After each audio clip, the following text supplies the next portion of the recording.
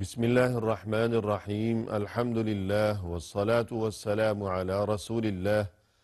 وعلى آله وأصحابه أجمعين أما بعد ناظرین کرام السلام علیکم ورحمۃ اللہ وبرکاتہ۔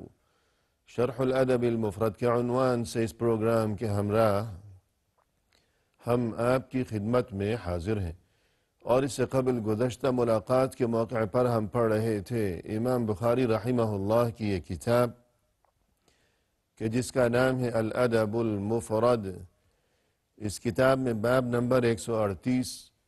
کہ جس کا عنوان قائم فرمایا ہے امام بخاری رحمہ اللہ نے، فرمایا کہ باب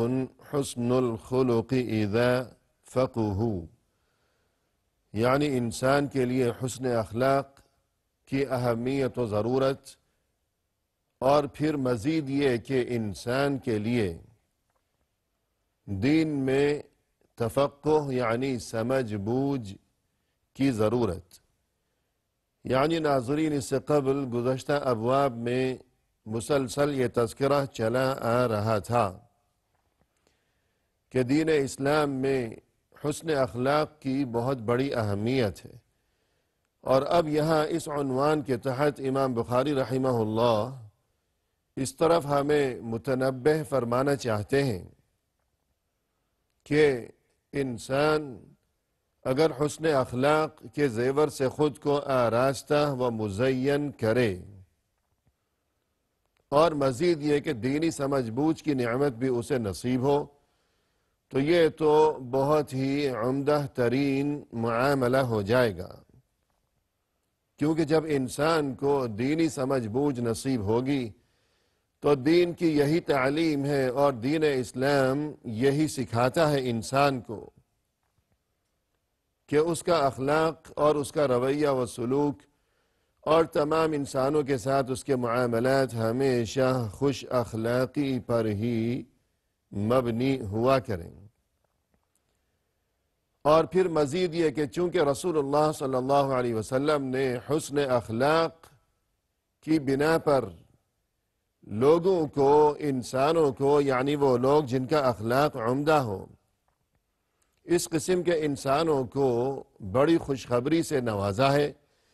مثلا فرمایا کہ خیارکم احاسنکم اخلاقا،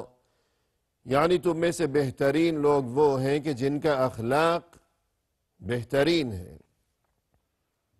اور اسی طرح آپ صلی اللہ علیہ وسلم کا یہ ارشاد فرمایا کہ من یرید اللہ بہ خیرا یفقہہ فی الدین،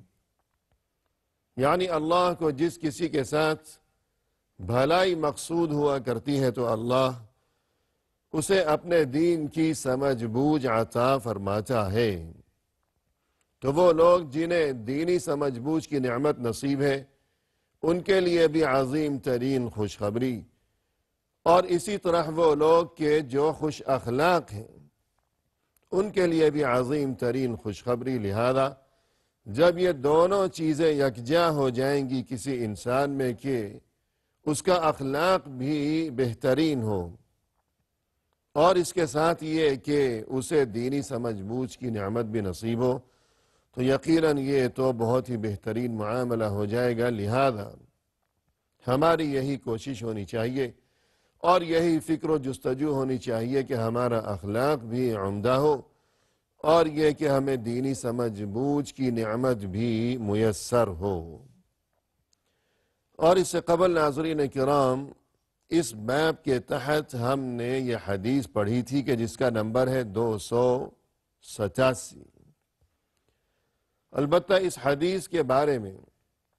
کچھ ضروری گفتگو اور اس کی تشریح اور تفصیل باقی تھی۔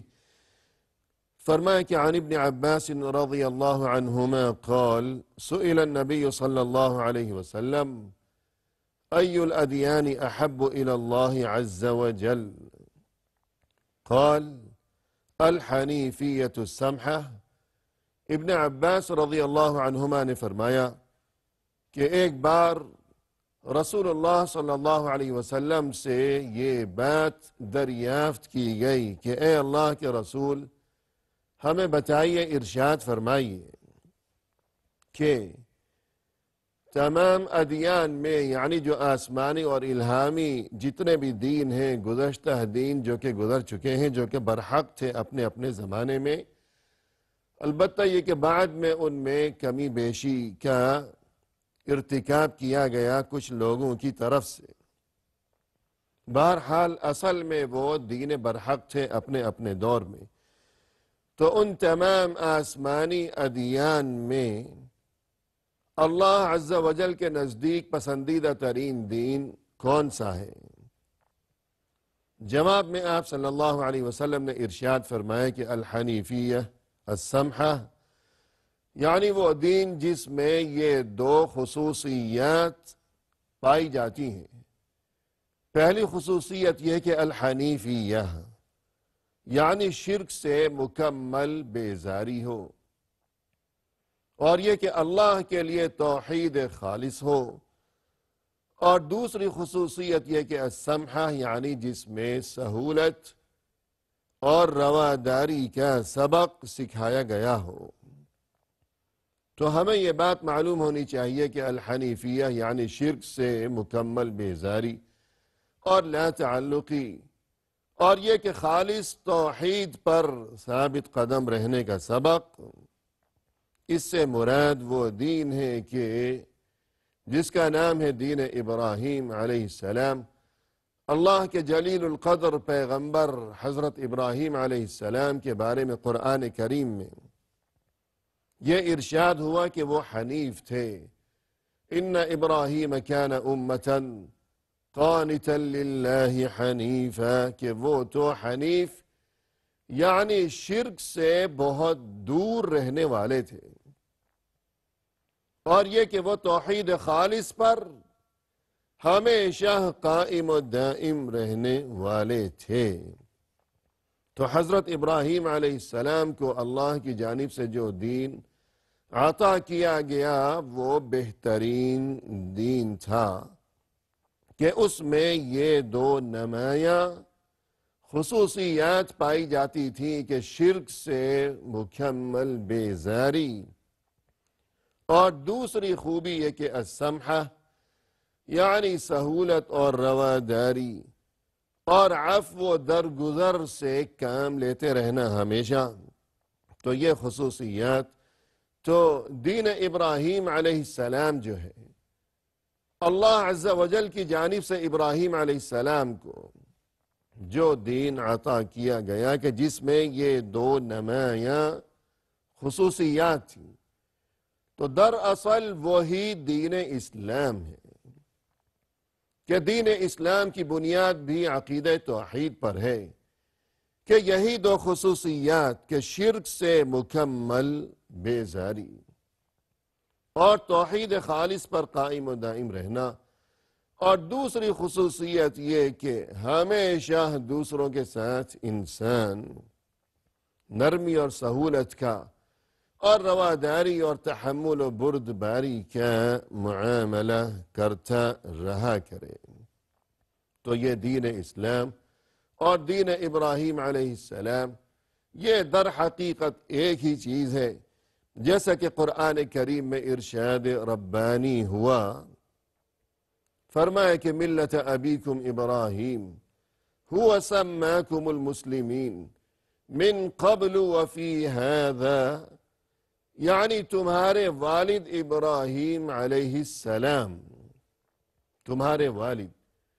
یعنی رسول اللہ صلی اللہ علیہ وسلم کے، آپ صلی اللہ علیہ وسلم کا تعلق شہر مکہ سے تھا اور قبیلہ قریش سے تھا۔ تو یہ مکہ کے باشندے اور یہ قبیلہ قریش، ان لوگوں کا سلسلہ نسب ابراہیم علیہ السلام سے جا ملتا ہے۔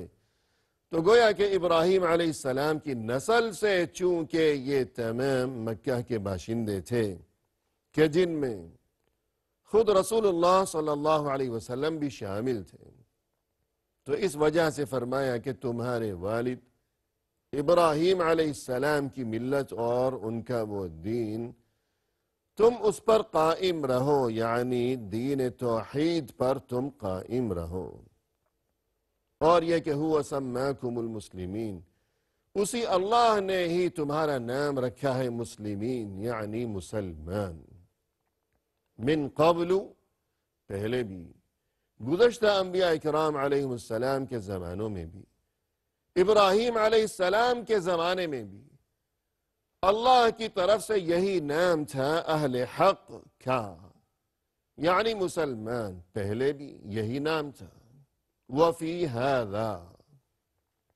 اور اب بھی یہی نام ہے دین اسلام کے ظہور کے بعد، اور پیغمبر آخر الزمان رسول اللہ صلی اللہ علیہ وسلم خاتم الانبیاء والمرسلین کی بعثت و رسالت کے بعد بھی اللہ کی طرف سے تمہارے لیے، اہل حق کے لیے یہی نام ہے، یعنی مسلمان، هو سماکم المسلمین من قبل وفی هذا، کہ پہلے بھی یہی نام تھا اور اب بھی یہی نام ہے۔ الغرض ناظرین کرام، دین برحق خواہ و ابراہیم علیہ السلام کے زمانے میں ہو یا کسی بھی زمانے میں ہو، یا رسول اللہ صلی اللہ علیہ وسلم کی بعثت و نبوت کے بعد کا جو دور ہے یہ دین اسلام، اور ہم جو کہ اللہ کے فضل و کرم سے رسول اللہ صلی اللہ علیہ وسلم کی امت ہیں، تو ہمارے لیے اور ہمیشہ کے لیے اور تمام مسلمانوں کے لیے، تمام اہل حق کے لیے، اللہ کی طرف سے جس دین کو منتخب کیا گیا ہے، اس دین میں جو بہترین تعلیمات ہیں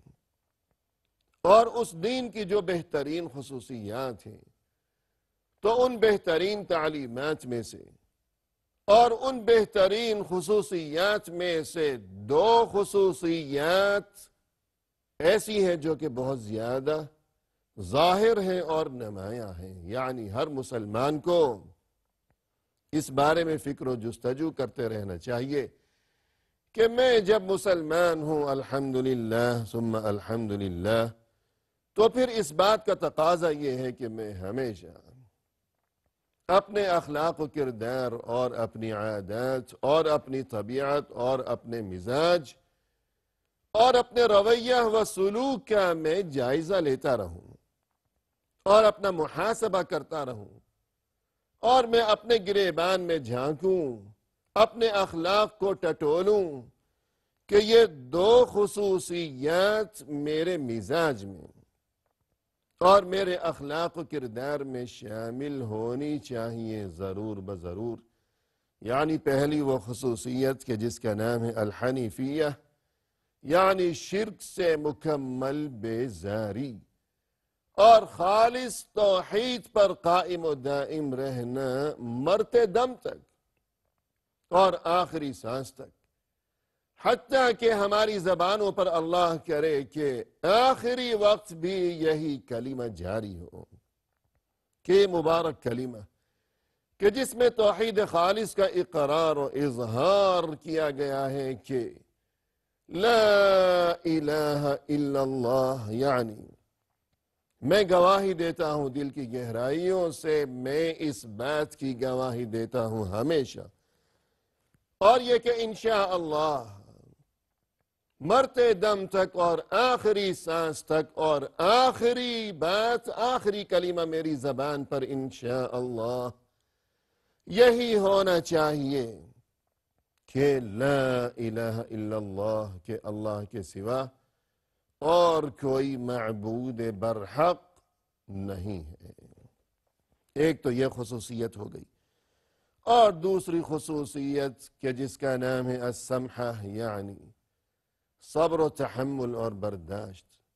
دوسروں کے ساتھ ہمارے معاملات ہمیشہ ایسے ہونے چاہیے کہ ہم ناراض نہ ہوں، انتقام کی فکر نہ کیا کریں، سزا دینے کا جذبہ ہمارے دلوں میں نہ پایا جائے، بلکہ اس کی بجائے عفو و درگزر کا معاملہ ہو، رواداری ہو، سبھی کے لیے ہم سہولت کو اور نرمی کو اور آسانی کو پسند کیا کریں ہمیشہ۔ تو یہ چیزیں، یہ دین اسلام کی اہم ترین خصوصیات ہیں۔ تو یہ السمحہ یعنی سہولت اور نرمی اور خوش اخلاقی، چونکہ اس چیز کا تعلق حسن اخلاق کے ساتھ ہے، لہذا یہی وجہ ہے کہ امام بخاری رحمہ اللہ نے یہ حدیث یہاں حسن اخلاق سے متعلق ابواب میں ذکر فرمائی ہے۔ اور اس کے بعد ناظرین ہمارے سامنے یہ نئی حدیث ہے کہ جس کا نمبر ہے 288۔ فرمائے کہ عن عبداللہ بن عمرو قال أربع خلال إذا أعطيتهن فلا يضرك ما عزل عنك من الدنيا: حسن خليقة، وعفاف طعمة، وصدق حديث، وحفظ أمانة۔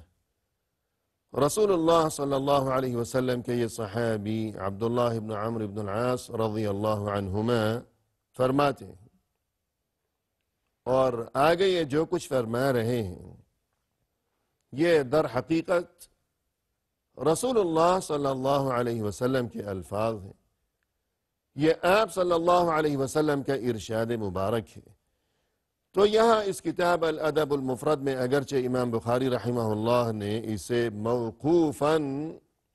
ذکر فرمایا ہے، یعنی صحابی نے یہ بات ارشاد فرمائی،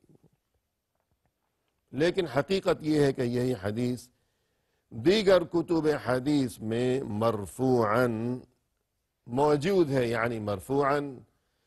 یعنی صرف صحابی نہیں بلکہ صحابی نے یوں کہا کہ رسول اللہ صلی اللہ علیہ وسلم نے یہ ارشاد فرمایا ہے۔ تو الغرض آگے جو ارشاد آ رہا ہے، جو بات ہمیں بتائی جا رہی ہے،